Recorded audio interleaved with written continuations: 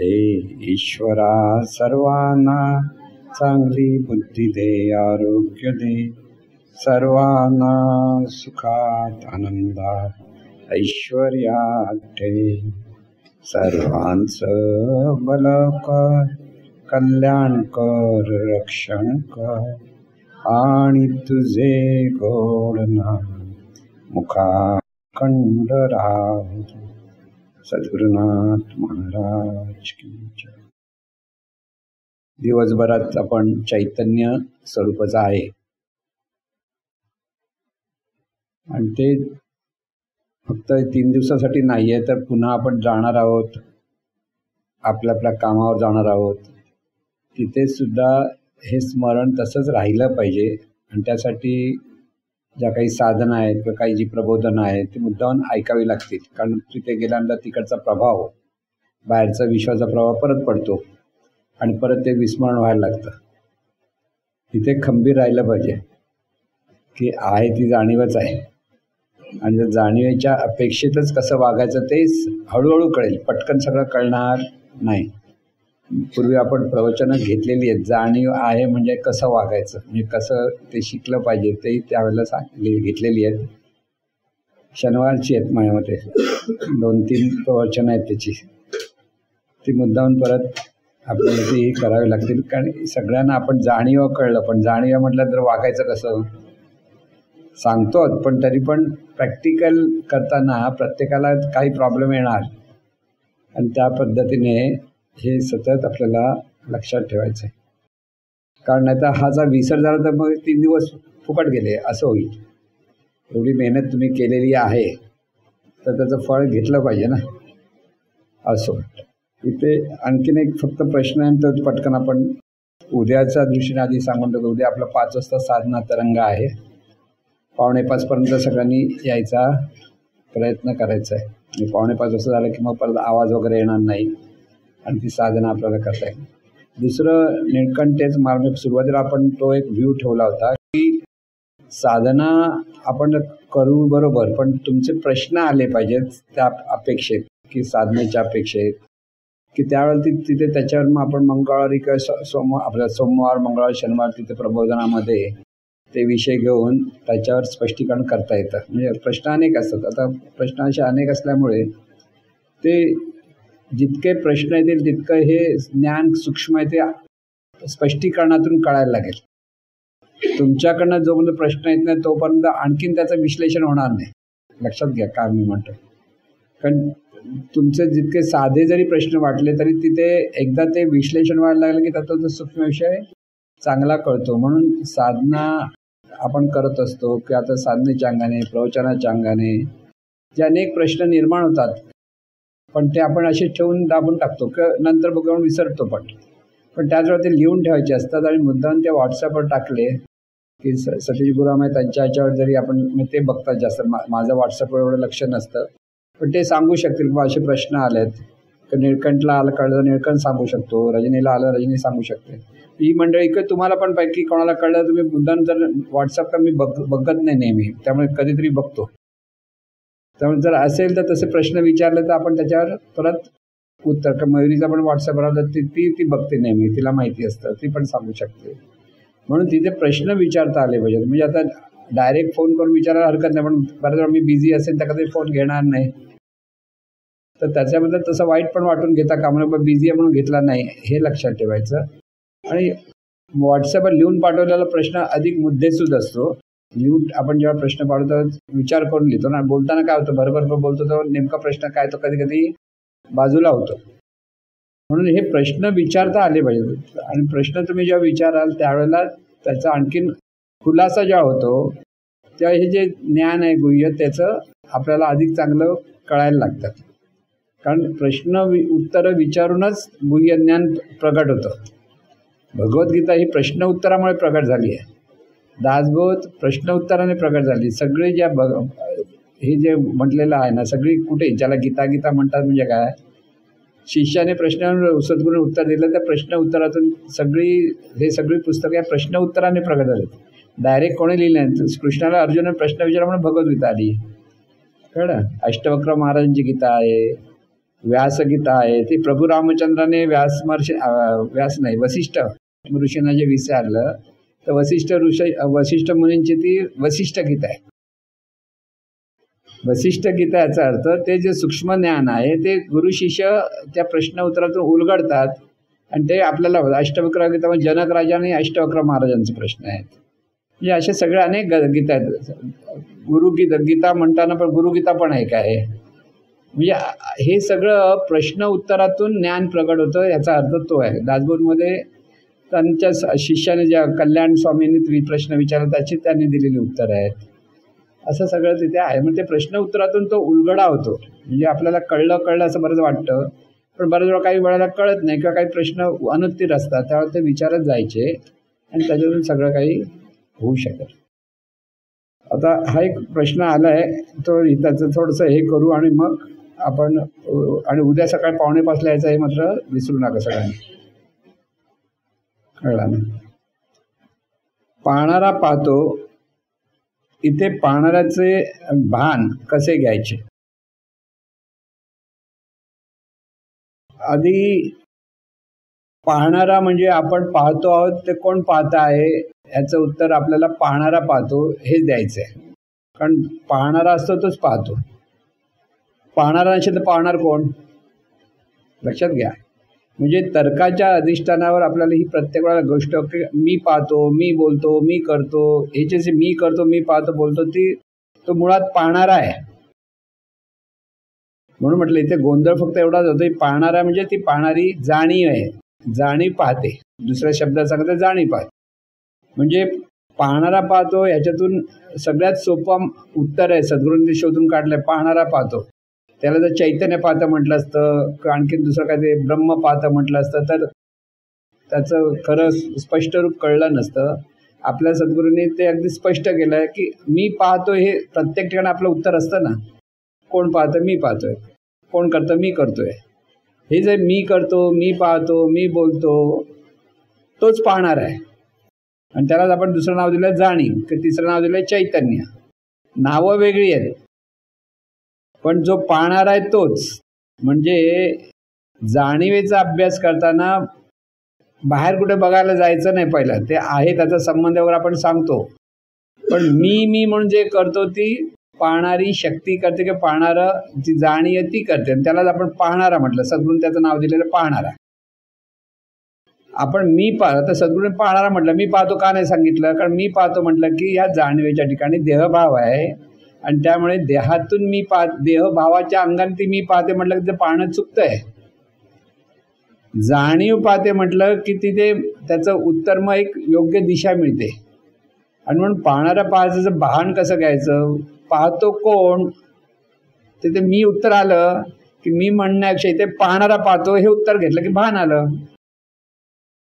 त्याच्याकडे डोळे खूप बंद केले पाहिजे. प्रत्येक वेळा करायची गरज. ते करण्याचा एक अभ्यास आहे, तो मार्ग आहे.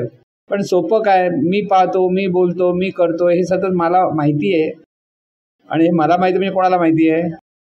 ह्या जाणीवेला म्हणजे पाहणाराच माहिती आहे. म्हणून कोणतीही गोष्ट केली की कोणी केली तर जाणीवेने केली उत्तर द्या. मी केली नाही म्हणायचं. चहा कोणाला हवा आहे?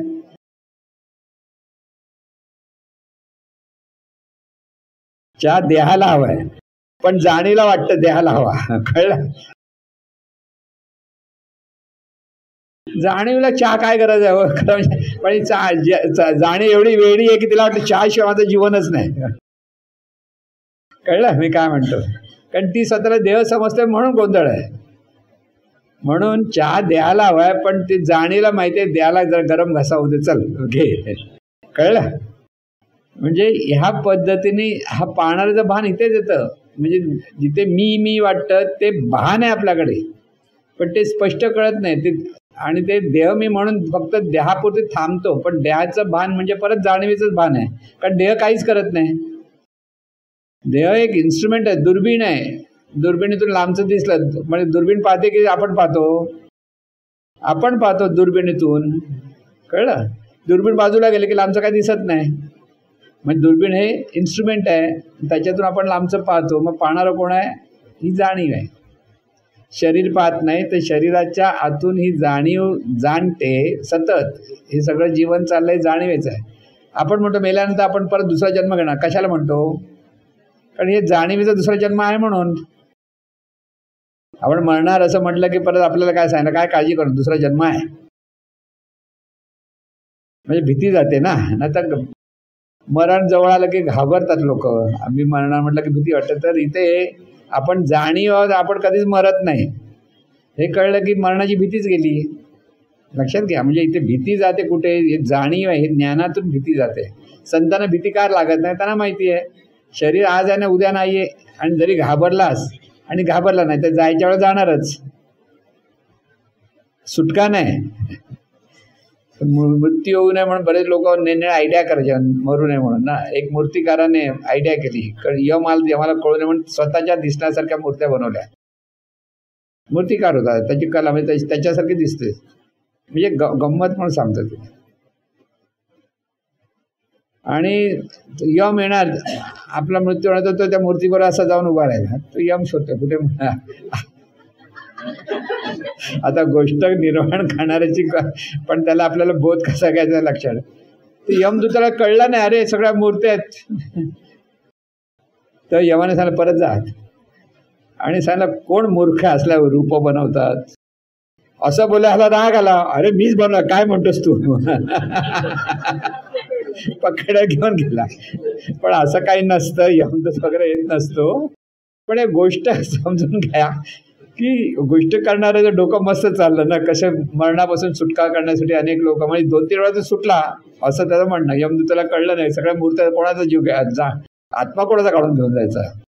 पण तसं काही नसतं. ही जाणीव स्वतःहून देह सोडते, कोणी यम बिम येत नाही आणि रेडा पण येत नाही. कळलं ना, ती जाणीवेचं कार्य आहे. म्हणजे हे जाणीव म्हणजे जीवन, सगळं वैश्विक जीवन हेच जाणीवेचं आहे.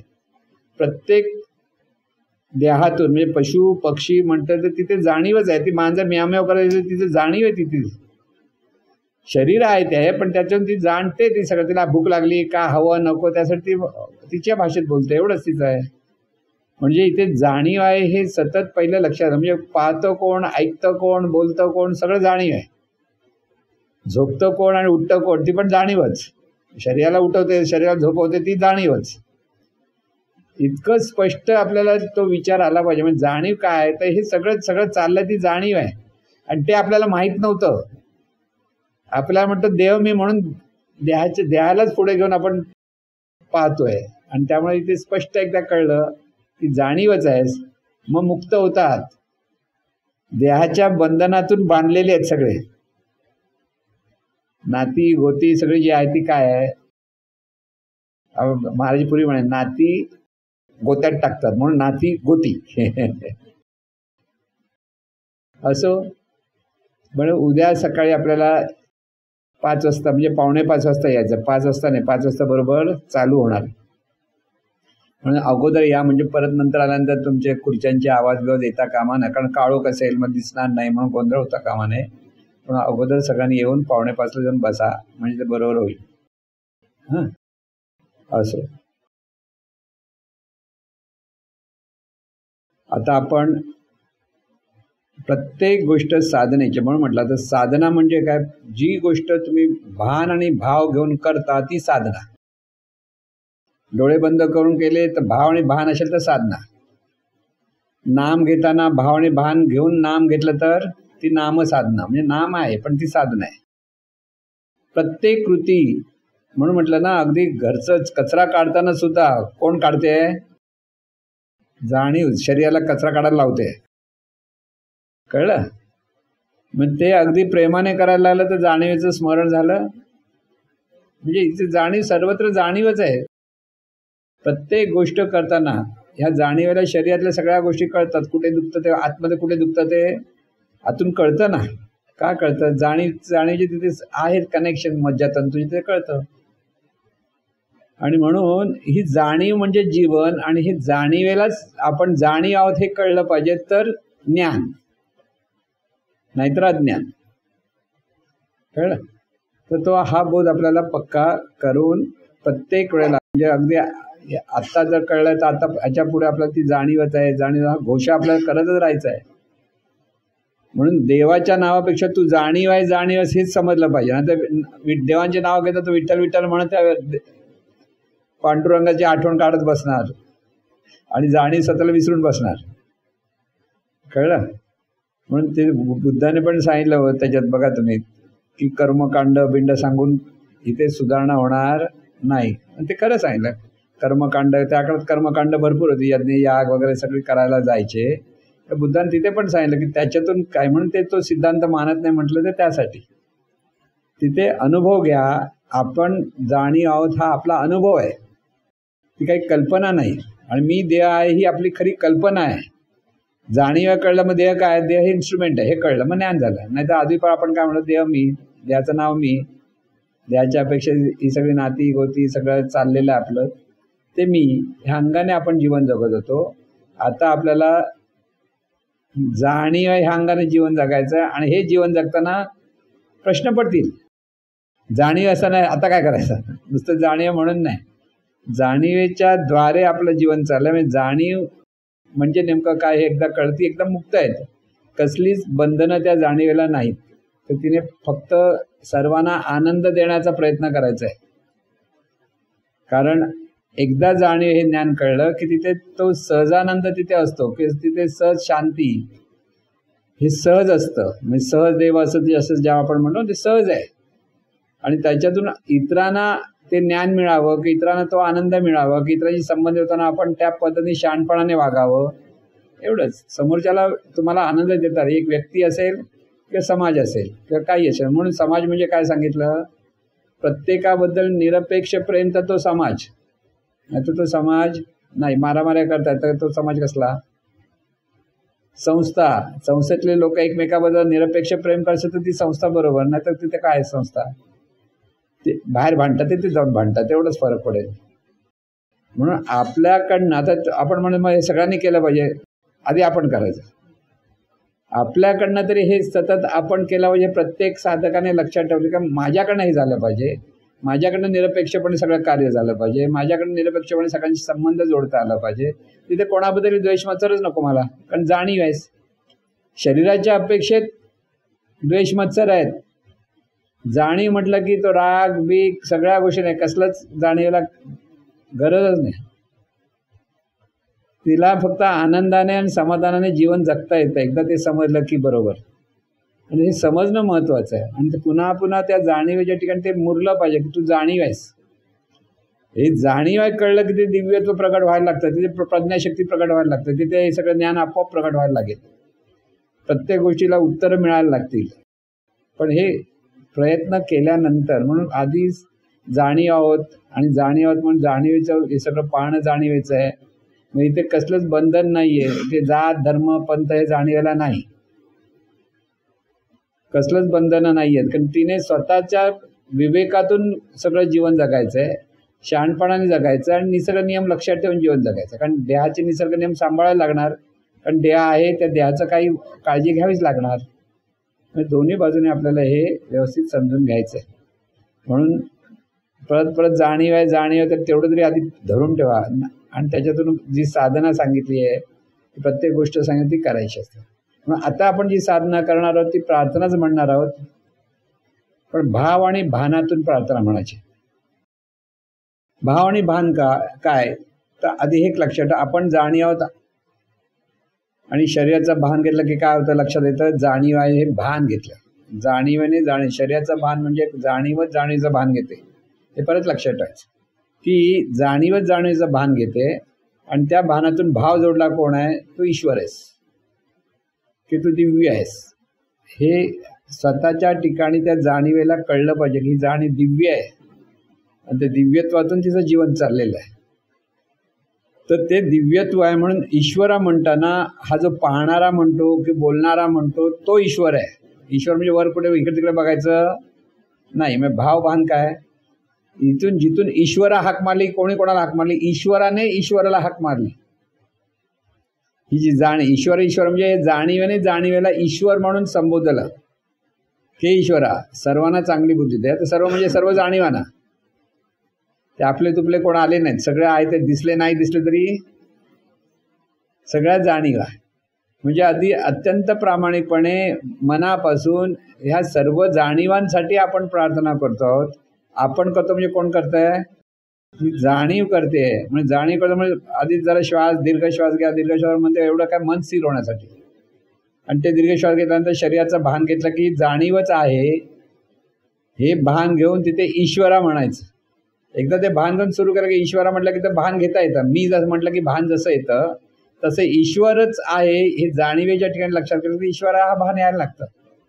आणि त्या भान भाव घेऊन हळूवारपणे आपल्याला ती प्रार्थना म्हणता आली तर अधिक उत्तम. म्हणजे आता प्रार्थनेचा अर्थ पण कळला पाहिजे. खरं सांगायचं म्हणजे की ईश्वरा म्हटलं की ही पाहणारी जाणणारी जी शक्ती आहे ती ईश्वर आहे.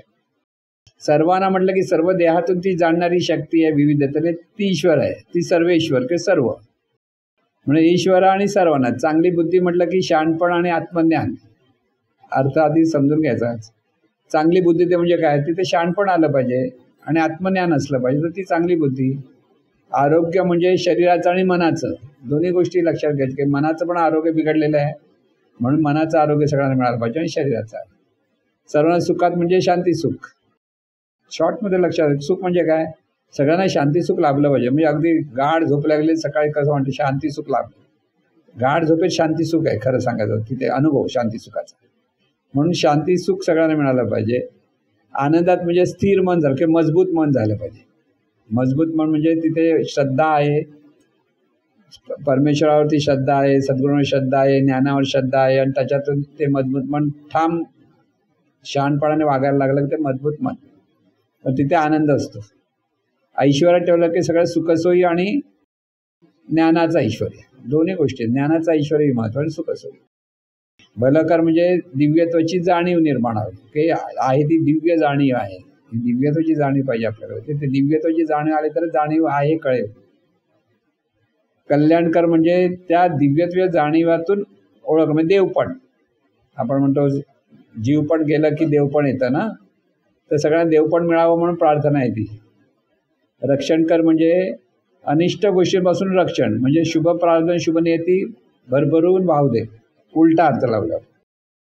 आणि तुझं गोडना मुखात म्हणजे तुझं दिव्य स्वरूप सतत सजव. तुझं म्हणजे कोणाचं? जाणीवेचं. जाणीवेशिवाय दुसरं काही विचार नाही. सर्व म्हणजे पण जाणीव, मी म्हणणारा पण जाणीव. आणि त्या भावातून आता आपण प्रार्थना थोडा विचार करा काय काय सांगितलं आहे. म्हणजे अगदी ते अर्थ नाही कळले तर अर्थ कळते तर कळतील, पण ईश्वर आणि सर्व ह्याचा तो अर्थ तो बरोबर कळला. म्हणजे ईश्वर म्हणजे जो बोलणार प्रार्थना बोलणारी जाणीव तो ईश्वर, आणि सर्व म्हणजे सर्वत्र सर्व रूपातून असलेल्या जाणीवांसाठी, मानवी देहाच्या अपेक्षेत असलेल्या जाणीवांसाठी म्हणतो. कारण मानवी देहाच्या अपेक्षेत मागणं मागितलंय. मांजरीला ऐश्वर्य कसलं पाहिजे? त्यामुळे बाकीच्या जीवांसाठी नाही मागितलेलं आहे. मानवी देहातील जाणीवांसाठी माहिती ऐश्वर्य, चांगली बुद्धी, कल्याण, देवपण वगैरे. मांजरीला देवपण कसं कळणार? नाही, माणसाला कळतं पण ते कधी अभ्यास झाला तर नाही, अभ्यास झाला ते पण कळणार नाही. मग मांजराने आपण सारखे असं. तर आता आपल्याला हे लक्षात ठेवायचं, ईश्वरा म्हटलं की आपल्याच ठिकाणी मी जो ही पाहणारी जाणणारी जी शक्ती आहे ती ईश्वर आहे. भान म्हणजे जाणलं, शरीराचं भान, आणि त्यालाच भाव दिला ईश्वर आहेस, म्हणजे जाणणारं तत्वच ईश्वर आहे. आणि सर्व देहातून सर्व म्हणजे देहातून प्रत्येक ठिकाणी ती जाणीव, त्या जाणीवेसाठी ही प्रार्थना आहे. म्हणजे जाणीवेच्याच अंगाने आता आपण ही प्रार्थना म्हणणार आहोत. थोडा वेळ ते म्हणूया आणि नंतर मी म्हटलं की आपण थांबूया. मग आपण जाऊन लवकर झोपायचं आहे, तुम्हाला लवकर उठायचं आहे, 4 वाजता उठायचं आहे उद्या. आता आपण प्रार्थना म्हणूया. सद्गुरुनाथ महाराज की जय.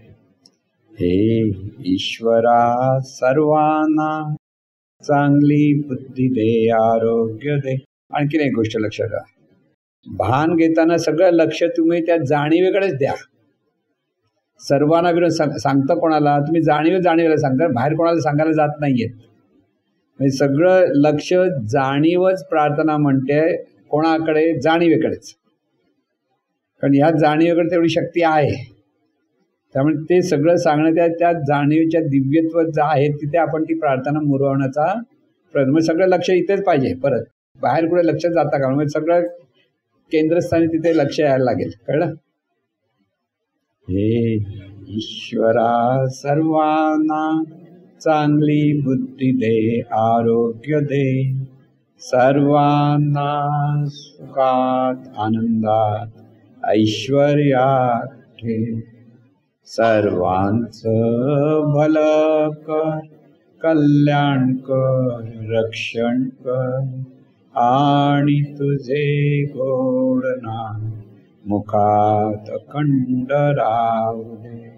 हे ईश्वरा सर्वांना चांगली बुद्धी दे, आरोग्य दे, सर्वांना सुखात आनंदात ऐश्वर्यात ठेव, सर्वांचं भलं कर, कल्याण कर, रक्षण कर, आणि तुझे गोड नाम मुखात अखंड राहू.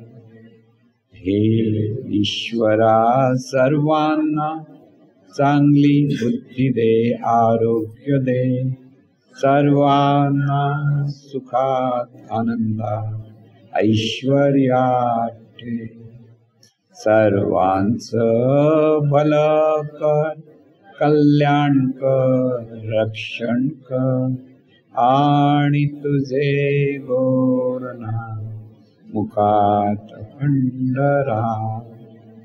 हे ईश्वरा सर्वांना चांगली बुद्धी दे, आरोग्य दे, सर्वांना सुखात आनंदात ऐश्वर्यात ठेव, सर्वांचं भलं कर, कल्याण कर, रक्षण कर, आणि तुझे गोड नाम मुखात अखंड राहू दे.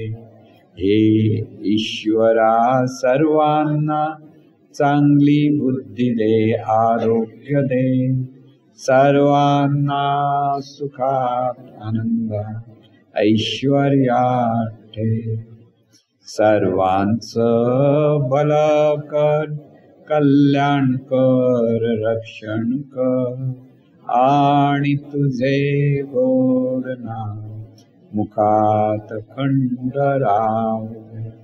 हे ईश्वरा सर्वांना चांगली बुद्धी दे, आरोग्य दे, सर्वांना सुखात आनंदात ऐश्वर्यात ठेव, सर्वांचं भलं कर, कल्याण कर, रक्षण कर, आणि तुझे गोड नाम मुखात अखंड राहू.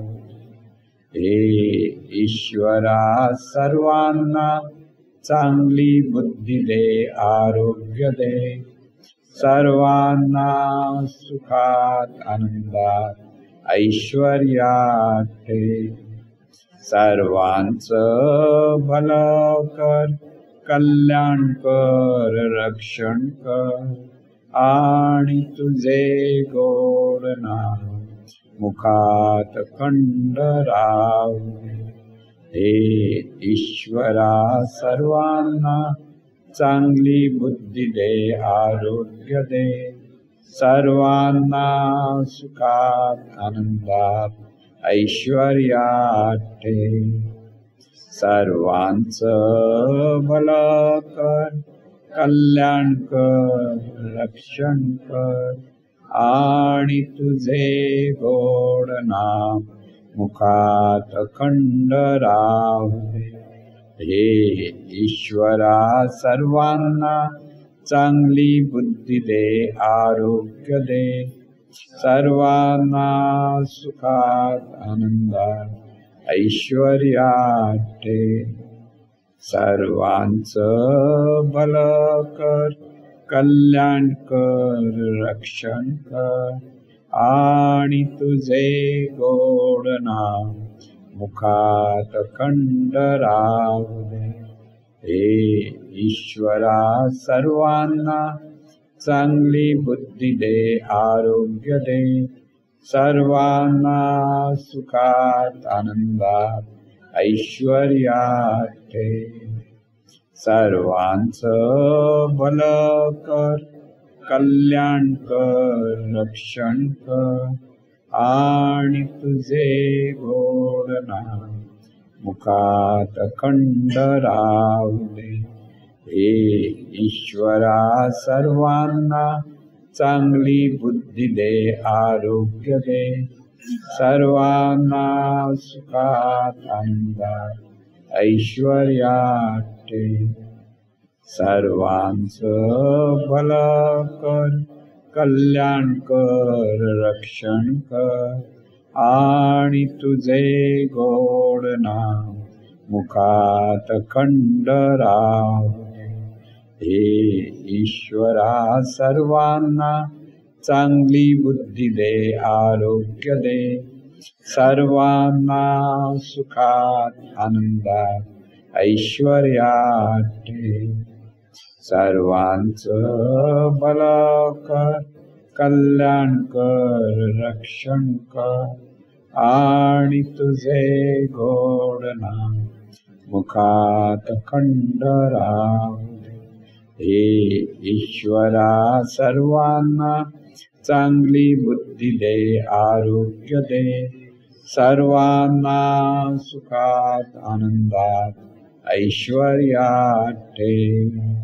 सर्वांचं भलं कर, कल्याण कर, रक्षण कर, आणि तुझे गोड नाम मुखात अखंड राहू दे. हे ईश्वरा सर्वांना चांगली बुद्धी दे, आरोग्य दे, सर्वांना सुखात आनंदात ऐश्वर्यात ठेव. सर्वांचं भलं कर, कल्याण कर, रक्षण कर, आणि तुझे गोड नाम मुखात अखंड राहू दे. हे ईश्वरा सर्वांना चांगली बुद्धी दे, आरोग्य दे, सर्वांना सुखात आनंदात ऐश्वर्यात ठेव. सर्वांचं भलं कर, कल्याण कर, रक्षण कर, आणि तुझे गोड नाम मुखात अखंड राहू. हे ईश्वरा सर्वांना चांगली बुद्धी दे, आरोग्य दे, सर्वांना सुखात आनंदात ऐश्वर्यात ठेव. सर्वांचं भलं कर, कल्याण कर, रक्षण कर, आणि तुझे गोड नाम मुखात अखंड राहू. हे ईश्वरा सर्वांना चांगली बुद्धी दे, आरोग्य दे, सर्वांना सुखात आनंदात ऐश्वर्यात ठेव. सर्वांचं भलं कर, कल्याण कर, रक्षण कर, आणि तुझे गोड नाम मुखात अखंड राहू दे. हे ईश्वरा सर्वांना चांगली बुद्धी दे, आरोग्य दे, सर्वांना सुखात आनंदात ऐश्वर्यात ठेव. सर्वांचं भलं कर, कल्याण कर, रक्षण कर, आणि तुझे गोड नाम मुखात अखंड राहू दे. हे ईश्वरा सर्वांना चांगली बुद्धी दे, आरोग्य दे, सर्वांना सुखात आनंदात ऐश्वर्यात ठेव.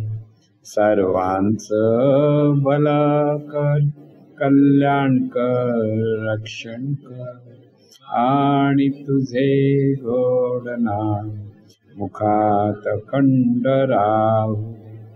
हे ईश्वरा सर्वांना चांगली बुद्धी दे, आरोग्य दे. सर्वांना सुखात आनंदात ऐश्वर्यात ठे. सर्वांचं भलं कर, कल्याण कर, रक्षण कर आणि तुझे गोड नाम अखंड राहू. हे ईश्वरा सर्वांना चांगली बुद्धी दे, आरोग्य दे.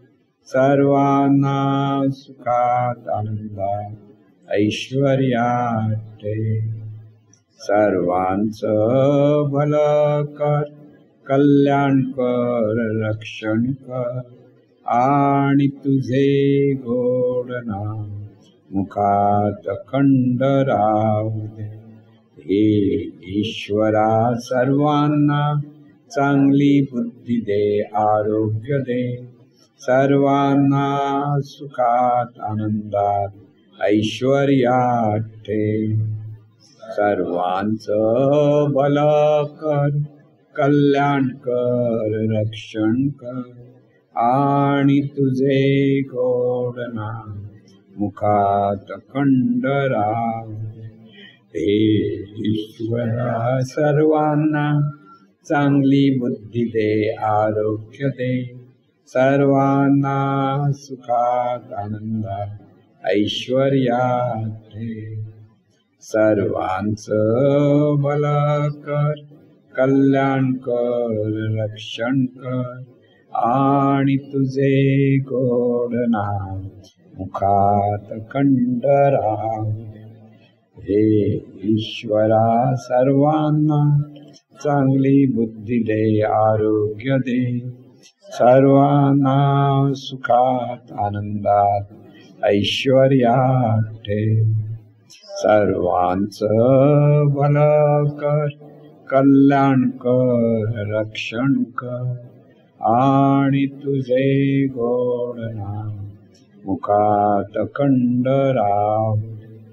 हे ईश्वरा सर्वांना चांगली बुद्धी दे, आरोग्य दे. सर्वांना सुखात आनंदात ऐश्वर्यात ठे. सर्वांचं भलं कर, कल्याण कर, रक्षण कर आणि तुझे गोड नाम मुखात खंड राहू. हे ईश्वरा सर्वांना चांगली बुद्धी दे, आरोग्य दे. सर्वांना सुखात आनंदात ऐश्वर्यात ठे. सर्वांचं भलं कर, कल्याण कर, रक्षण कर आणि तुझे गोड नाम आता खंड राहू. हे ईश्वरा सर्वांना चांगली बुद्धी दे, आरोग्य दे. सर्वांना सुखात आनंदात ऐश्वर्यात ठे.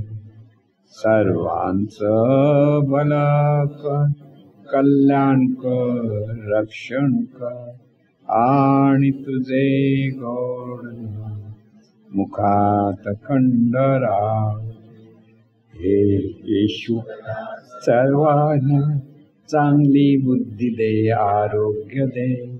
सर्वांना सुखात आनंदात ऐश्वर्यात ठे.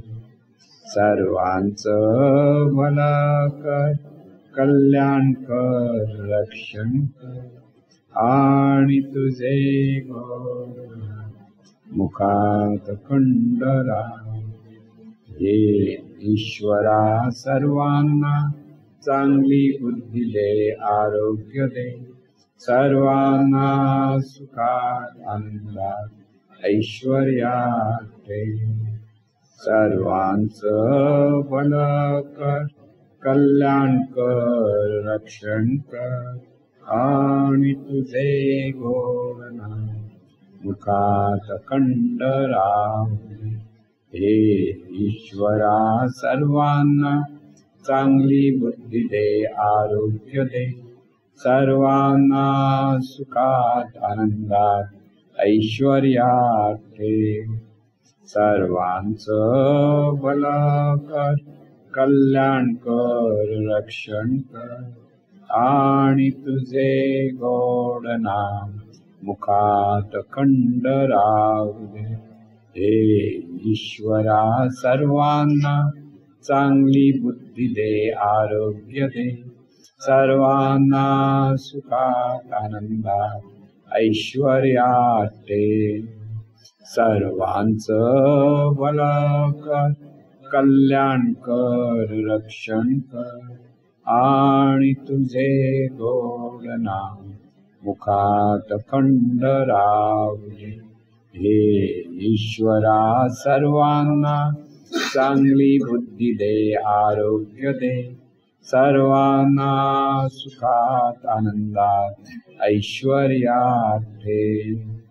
सर्वांचं भलं कर, कल्याण कर, रक्षण कर, आणि तुझे गोड नाम मुखात खंड राहू दे.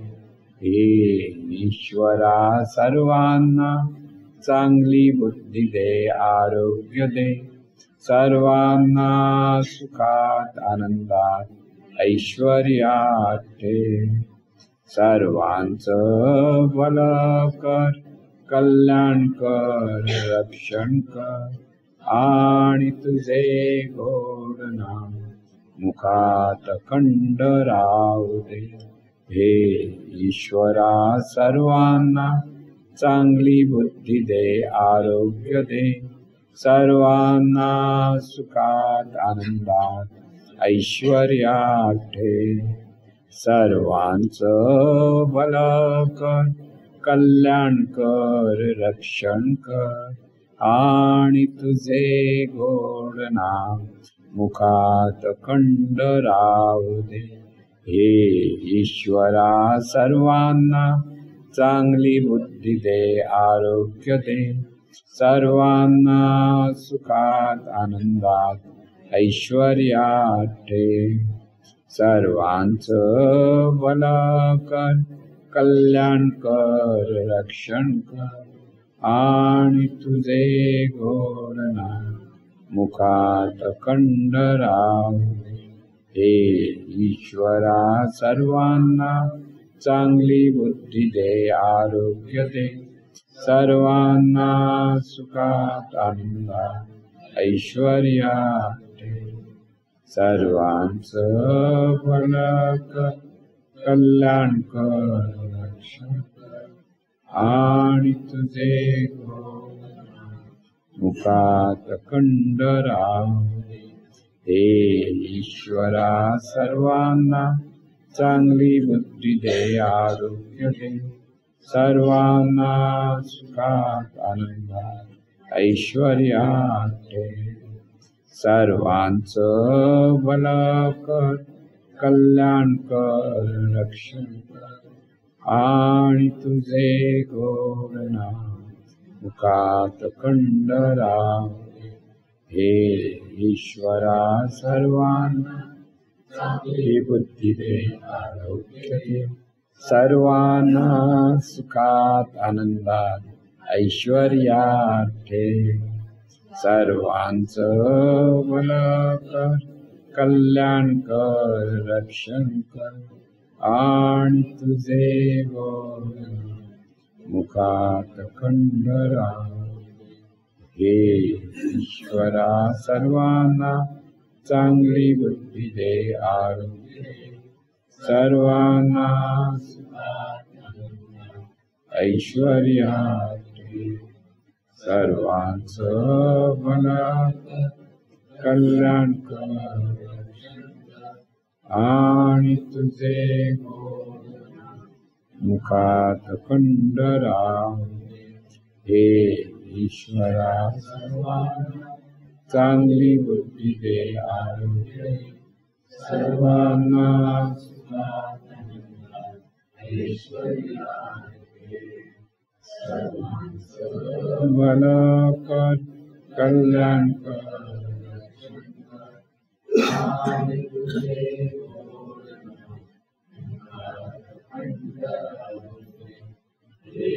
ईश्वरा सर्वांना चांगली बुद्धी दे, आरोग्य दे, सर्वांना सुखात ईश्वरा सर्वांचं कल्याण कर.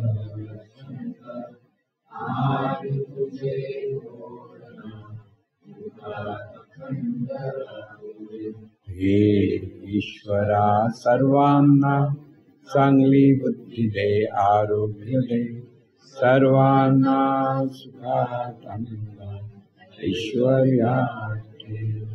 सर्वांचं भलं कर, कल्याण कर, रक्षण कर आणि तुझे मुखात खंड राहू दे.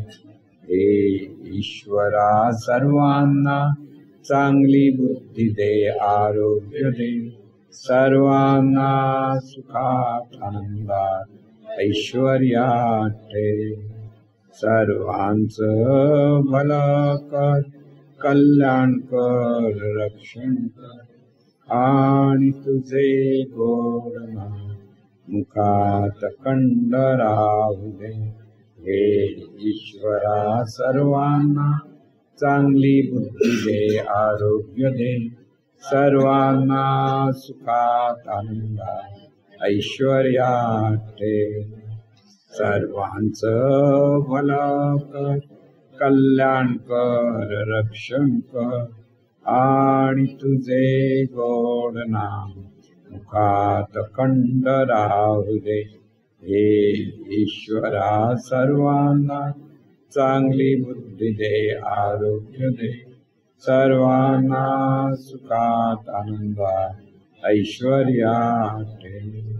सर्वांचं भलं कर, कल्याण कर आणि तुझे गोड नाम मुखात खंड. हे ईश्वरा सर्वांना चांगली बुद्धी दे, सर्वांना सुखात आनंदात ऐश्वर्यात ठेव. सर्वांचं भलं कर, कल्याण कर, रक्षण कर आणि तुझे गोड नाम मुखात खंड. शंकर म्हणतो तथास्तु, शंकर म्हणतो तथास्तु, शंकर म्हणतो तथास्तु, तथास्तु तथास्तु, तथास्तु तथास्तु, तथास्तु तथास्तु. ओम शांती शांती शांती. ओम शांती शांती शांती. ओम शांती शांती शांती.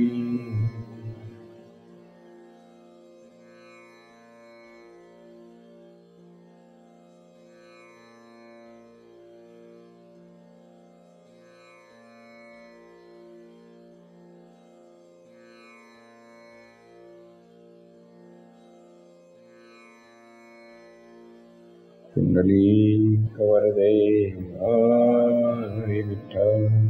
श्री ज्ञानदेव तुकाराम. सद्गुरु श्री नारायण महाराज की जय. सद्गुरु श्री पै महाराज की जय. सर्व संतन की जय. वासुदेव हरि वासुदेव हरि वासुदेव हरि. बजरंग बली की जय.